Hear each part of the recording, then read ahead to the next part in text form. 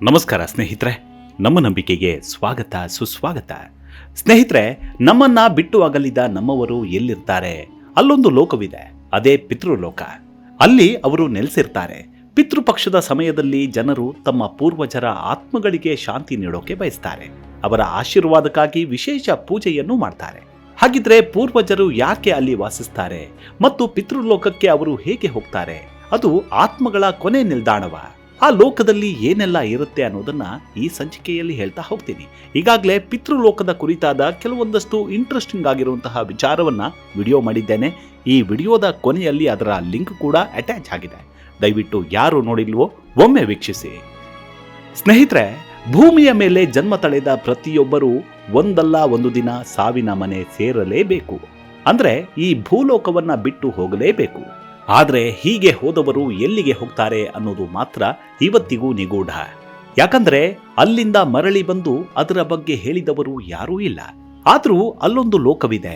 ನಾವು ಭೂಮಿ ಮೇಲೆ ಮಾಡಿದ ಒಳಿತು ಕೆಡಕುಗಳನ್ನ ಲೆಕ್ಕ ಹಾಕಿ ಸ್ವರ್ಗಕ್ಕೆ ಹೋಗ್ಬೇಕೋ ನರಕಕ್ಕೆ ಹೋಗ್ಬೇಕೋ ಅಂತ ನಿರ್ಧಾರ ಮಾಡಿ ಅಲ್ಲಿಗೆ ಕಳುಹಿಸಲಾಗತ್ತೆ ಅಂತ ಹೇಳ್ತಾರೆ. ಆದ್ರೂ ಕೆಲ ಧರ್ಮ ಗ್ರಂಥಗಳು ಹಾಗೂ ಗರುಡ ಪುರಾಣದ ಪ್ರಕಾರ ಪಿತೃಲೋಕ ಅಂತ ಒಂದು ಲೋಕವಿದೆ. ನಮ್ಮನ್ನ ಅಗಲಿದವರು ಅಲ್ಲಿಗೆ ಹೋಗ್ತಾರೆ ಅಂತ ಹೇಳುತ್ತವೆ. ಪಿತೃಲೋಕದ ಪರಿಕಲ್ಪನೆ ಸಂಪ್ರದಾಯದಿಂದ ಸಂಪ್ರದಾಯಕ್ಕೆ ಸ್ವಲ್ಪ ಭಿನ್ನವಾಗಿರುತ್ತೆ ಮತ್ತು ಇದು ಪ್ರೇತಲೋಕದ ಒಂದು ಭಾಗವಾಗಿರಬಹುದು ಅಥವಾ ಭೂವರ್ ಲೋಕದ ಒಂದು ಭಾಗವಾಗಿರಬಹುದು ಅಂತಾನು ಹೇಳಲಾಗುತ್ತೆ. ಪಿತೃಲೋಕವು ಭೂಲೋಕ ಮತ್ತು ಭೂವರ್ ಲೋಕದ ನಡುವೆ ಇದೆ ಅಂತ ಕೆಲ ಸಂಪ್ರದಾಯಗಳು ಹೇಳ್ತವೆ. ಇದು ಆರ್ಯಮ ದೇವರ ವಾಸಸ್ಥಾನವಾಗಿದೆಯಂತೆ. ಇನ್ನು ಹೇಳಬೇಕಂದ್ರೆ ಇದು ಭೌತಿಕ ಪ್ರಪಂಚಕ್ಕಿಂತ ಭಿನ್ನವಾಗಿದೆ. ಅಲ್ಲದೆ ಪ್ರಕೃತಿಯಲ್ಲಿ ಅಗೋಚರವಾಗಿರುತ್ತೆ. ಇಲ್ಲಿ ಆತ್ಮಗಳು ಶಾಂತಿ, ಸದ್ಗುಣ ಮತ್ತು ದೈವಿಕ ಶಕ್ತಿಯೊಂದಿಗೆ ಬದುಕುತ್ತವಂತೆ. ಇನ್ನು ಆತ್ಮಗಳಿಗೆ ಇದೊಂದು ತಾತ್ಕಾಲಿಕ ತಂಗುದಾಣ. ಇಲ್ಲಿ ಪಿತೃಗಳು ತಮಗೆ ಮುಂದಿನ ಲೋಕದಲ್ಲಿ ಸ್ಥಾನ ಸಿಗುವವರೆಗೂ ಅಥವಾ ಪುನರ್ಜನ್ಮ ಪಡೆಯುವವರೆಗೂ ಇರ್ತಾರೆ. ಅಲ್ಲದೆ ಯಾವ ಸಾಧಕರು ಒಂದಷ್ಟು ಕಾಲವಾದರೂ ನಿಷ್ಕಾಮ ಅಂದ್ರೆ ಈಶ್ವರ ಪ್ರಾಪ್ತಿಗಾಗಿ ಸಾಧನೆ ಮಾಡಿದ್ದಾರೋ, ಯಾವುದೋ ಕಾರಣಕ್ಕಾಗಿ ಬೇರೆ ಲೋಕಗಳಲ್ಲಿ ಅವರಿಗೆ ಇನ್ನೂ ಸ್ಥಾನಮಾನ ನಿಗದಿಯಾಗಿಲ್ವೋ ಅಂತಹ ಆತ್ಮಗಳಿಗೆ ಮೃತ್ಯುವಿನ ನಂತರ ಪಿತೃಲೋಕದಲ್ಲಿ ಸ್ಥಾನ ಸಿಗುತ್ತೆ. ಈ ಲೋಕಕ್ಕೆ ಈಶ್ವರನ ರಕ್ಷಣಾ ಕವಚ ಇರೋದ್ರಿಂದ ಇಲ್ಲಿರುವ ಪಿತೃಗಳಿಗೆ ದುಷ್ಟ ಶಕ್ತಿಗಳಿಂದ ಯಾವುದೇ ತೊಂದರೆ ಬರಲ್ಲ. ತಮ್ಮ ಜೀವನದುದ್ದಕ್ಕೂ ಇತರರಿಗೆ ತೊಂದರೆ ಕೊಡದೆ ತಮ್ಮ ಜೀವನವನ್ನ ನಿಯತ್ತಾಗಿ ಬದುಕಿದ ಮತ್ತು ತಕ್ಕ ಮಟ್ಟಿಗೆ ದೇವರಲ್ಲಿ ನಂಬಿಕೆ ಇದ್ದವರ ಆತ್ಮಗಳು ಈ ಲೋಕದಲ್ಲಿ ಇರ್ತಾವಂತೆ. ವಿವರವಾಗಿ ಹೇಳಬೇಕಂದ್ರೆ ಗರುಡ ಪುರಾಣದಲ್ಲಿ ಪುನರ್ಜನ್ಮ ತತ್ವವನ್ನ ವಿವರಿಸಲಾಗಿದ್ದು, ಮನುಷ್ಯನ ಆತ್ಮ ತನ್ನ ಕರ್ಮದ ಅನುಸಾರವಾಗಿ ಪಿತೃಲೋಕದಲ್ಲಿ ನೆಲೆಸುತ್ತೆ. ಉತ್ತಮ ಕರ್ಮ ಮಾಡಿದವರು ಬ್ರಹ್ಮಲೋಕ ಅಥವಾ ಸ್ವರ್ಗಲೋಕಕ್ಕೆ ಹೋಗ್ತಾರೆ. ಆದರೆ ಮಧ್ಯಮ ಕರ್ಮ ಹೊಂದಿದವರು ಪಿತೃಲೋಕದಲ್ಲಿ ನೆಲೆಸ್ತಾರೆ. ಕೆಟ್ಟ ಕರ್ಮ ಹೊಂದಿರುವವರು ನರಕ ಲೋಕದಲ್ಲಿದ್ದುಕೊಂಡು ನೋವನ್ನ ಪಡ್ತಾರೆ. ಈ ಪಿತೃಲೋಕದ ಬಗ್ಗೆ ಹೇಳ್ತಾ ಹೋದ್ರೆ ಹಲವು ಅಚ್ಚರಿಯ ವಿಷಯಗಳು ಗೊತ್ತಾಗ್ತವೆ. ಪುರಾಣಗಳ ನಂಬಿಕೆಗಳ ಪ್ರಕಾರ ನಮ್ಮ ಪೂರ್ವಜರು ಮರಣಾನಂತರ ಪಿತೃಲೋಕದಲ್ಲಿ ನೆಲೆಸ್ತಾರೆ. ಈ ಪಿತೃಲೋಕದಲ್ಲಿ ಮತ್ತೊಂದು ಪ್ರಪಂಚವಿದೆಯಂತೆ. ಅದು ಹೇಗಿರುತ್ತೆ ಅಂದ್ರೆ ಅಲ್ಲಿನ ಜೀವನವು ಸಾಮಾನ್ಯ ಲೋಕದಲ್ಲಿ ಮನುಷ್ಯನ ಜೀವನ ಹೇಗಿರುತ್ತದೆಯೋ ಹಾಗೆ ಇರುತ್ತೆ ಅಂತ ಪುರಾಣಗಳಲ್ಲಿ ಉಲ್ಲೇಖವಿದೆ. ನಾವು ನಮ್ಮ ಲೋಕದಲ್ಲಿ ಪಿತೃಗಳಿಗೆ ಯಾವ ವಸ್ತುಗಳನ್ನು ಅರ್ಪಿಸುತ್ತೇವೋ ಅದೇ ವಸ್ತು ಅವರಿಗೆ ಅವರ ಲೋಕದಲ್ಲಿ ಫಲಿಸುತ್ತೆ. ಇನ್ನು ಭೂಲೋಕದಲ್ಲಿ ನಮಗೆ ದೇವರಿದ್ದಾನೆ ಅಲ್ವಾ, ಅದೇ ರೀತಿ ನಮ್ಮನ್ನಾಗಲಿ ಪಿತೃಲೋಕವನ್ನ ಸೇರಿದವರಿಗೂ ದೇವರಿದ್ದಾನೆ. ಹೌದಾ? ಹಾಗಿದ್ರೆ ಆ ಲೋಕದಲ್ಲಿರುವ ನಮ್ಮ ಪೂರ್ವಜರು ಕೂಡ ಆ ಲೋಕದಲ್ಲಿ ಇದ್ದುಕೊಂಡೇ ಪೂಜೆ ಮಾಡ್ತಾರ? ಹಾಗಾದ್ರೆ ಆ ದೇವರು ಯಾರು ಅಂದ್ರೆ, ಪಿತೃಲೋಕದಲ್ಲಿ ನಮ್ಮ ಪೂರ್ವಿಕರಿಂದ ಪೂಜೆ ಮಾಡಿಕೊಳ್ಳುವ ದೇವರು ಆರ್ಯಮ. ಈತ ಋಷಿ ಕಶ್ಯಪ ಮತ್ತು ಅದಿತಿಯ 12 ಪುತ್ರರಲ್ಲಿ ಒಬ್ರು. ಈತನನ್ನ ಆರ್ಯಮಾನ್ ಅಂತಾನೂ ಕರೆಯಲಾಗತ್ತೆ. ಅಂಶುಮಾನ್, ಇಂದ್ರ, ಆರ್ಯಮಾನ್, ತ್ವಷ್ಟ, ಧಾತು, ಪರ್ಜನ, ಪುಷ್ಯ, ಭಗ, ಮಿತ್ರ, ವರುಣ, ವಿವಸ್ವಾನ್ ಮತ್ತು ತ್ರಿವಿಕ್ರಮ ಇವರು ಅದಿತಿಯ 12 ಜನ ಮಕ್ಕಳು.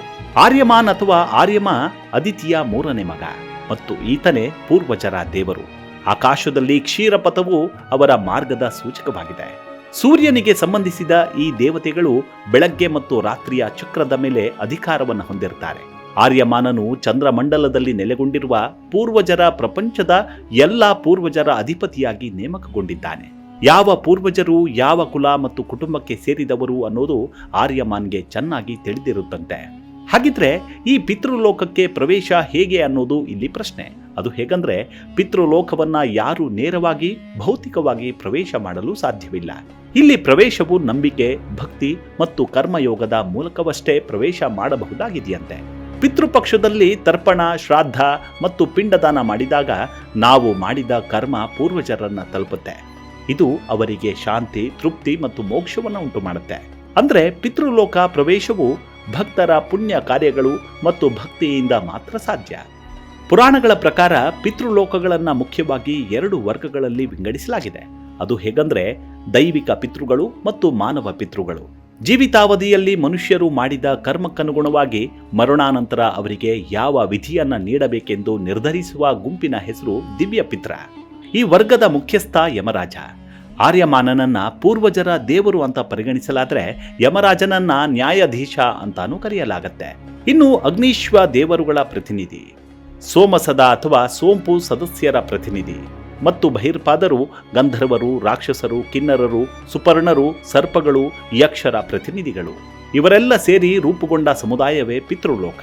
ಇನ್ನು ಹೀಗೆ ಪಿತೃಲೋಕ ಸೇರಿದ ಹಾಗೂ ಇನ್ನೂ ಸೇರದೇ ಇರುವ ಪಿತೃಗಳಿಗೆ ವರ್ಷಕ್ಕೊಮ್ಮೆ ಪಿತೃಪಕ್ಷದಲ್ಲಿ ಎಡೆ ಇಟ್ಟು ಪೂಜೆ ನೆರವೇರಿಸಲಾಗತ್ತೆ. ಹಿಂದೂ ಧಾರ್ಮಿಕ ನಂಬಿಕೆಗಳ ಪ್ರಕಾರ ಒಂದು ಕುಟುಂಬದ 3 ತಲೆಮಾರಿನ ಹಿರಿಯರು, ಪೂರ್ವಜರು, ಪಿತೃಗಳ ಆತ್ಮವು ಪಿತೃಲೋಕದಲ್ಲಿ ಸ್ಥಾನವನ್ನ ಪಡೆಯಲಾಗದೆ ಭೂಮಿ ಮತ್ತು ಸ್ವರ್ಗದ ನಡುವಿನ ಪ್ರದೇಶದಲ್ಲಿ ವಾಸ ಮಾಡಿಕೊಂಡಿರ್ತಾರೆ. ಇದರಿಂದ ಅಂಥವರಿಗೆ ಸದ್ಗತಿಯನ್ನು ಕೊಡುವ ಮತ್ತು ಅವರಿಗೆ ದೈನಂದಿನ ಊಟದ ವಿಧಾನವನ್ನ ನೆರವೇರಿಸುವ ಸಲುವಾಗಿ ಈ ಪಿತೃಪಕ್ಷದಲ್ಲಿ ಪಿಂಡ ಪ್ರದಾನವನ್ನು ಇಲ್ಲವೇ ಎಡೆಯನ್ನ ಇಡುವ ಸಂಪ್ರದಾಯವಿದೆ.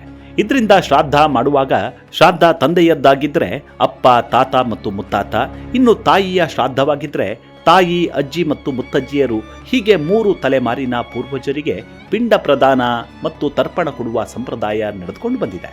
ಇನ್ನು ಇದರ ಬಗ್ಗೆ ಒಂದು ಪೌರಾಣಿಕ ಕಥೆ ಕೂಡ ಇದೆ. ಅದೇನಂದ್ರೆ ಪಿತೃಪಕ್ಷ ಆರಂಭವಾಗೋದು ಯಾವಾಗಂದ್ರೆ ಸೂರ್ಯನು ಕನ್ಯಾ ರಾಶಿಗೆ ಪ್ರವೇಶಿಸಿ ನಂತರ ಮುಂದಿನ ರಾಶಿಗೆ ಹೋಗುವ ಮಧ್ಯದ ಸಮಯದಲ್ಲಿ. ಈ ವೇಳೆ ನಮ್ಮ ಪಿತೃಗಳ ಆತ್ಮವು ಭೂಮಿಯಲ್ಲಿರುವ ತಮ್ಮ ವಂಶಜರ ಮನೆಗಳಿಗೆ ಬಂದು ವಾಸಿಸುತ್ತವಂತೆ. ಇದು ಮಹಾಭಾರತದಲ್ಲಿ ಉಲ್ಲೇಖವಾಗಿದೆ. ಅದೇನಂದ್ರೆ ಮಹಾಭಾರತದಲ್ಲಿ ದಾನಶೂರ ಅಂತ ಪ್ರಖ್ಯಾತವಾಗಿದ್ದ ಕರ್ಣನನ್ನ ಆತನ ವೀರ ಮರಣದ ಬಳಿಕ ದೇವದೂತರು ಸ್ವರ್ಗಕ್ಕೆ ಕರೆದೊಯ್ದಿರ್ತಾರೆ. ಹೀಗೆ ಹೋಗುವಾಗ ಮಾರ್ಗದ ಮಧ್ಯೆ ಆತನಿಗೆ ಹಸಿವಾಗತ್ತೆ. ಆದರೆ ಸುತ್ತಮುತ್ತಲೂ ಕೇವಲ ಬೆಳ್ಳಿ, ಬಂಗಾರ, ವಜ್ರ, ವೈಡೂರ್ಯಗಳು ಮಾತ್ರವೇ ಇರುತ್ತದೆಯೇ ಹೊರತು ಅವನಿಗೆ ತಿನ್ನಲು ಏನೂ ಸಿಗಲ್ಲ. ತಿನ್ನಲು ಈ ರೀತಿಯಾಗಿ ಏನು ಸಿಗದಿದ್ದಾಗ ಕಾರಣವೇನು ಅಂತ ವಿಚಾರಿಸ್ತಾನೆ. ಆಗ ಕರ್ಣ ತನ್ನ ಜೀವಿತಾವಧಿಯಲ್ಲಿ ಯಥೇಚ್ಛವಾಗಿ ಬೆಳ್ಳಿ, ಬಂಗಾರ, ವಜ್ರ, ವೈಡೂರ್ಯಗಳನ್ನು ದಾನ ಮಾಡಿದ್ದರೂ ತಮ್ಮ ಪೂರ್ವಜರಿಗೆ ಶ್ರಾದ್ದ ಮಾಡದೇ ಇದ್ದ. ಈ ಕಾರಣಕ್ಕಾಗಿ ಆತನಿಗೆ ಯಾವುದೇ ಆಹಾರವೂ ಸಿಗಲಿಲ್ಲ.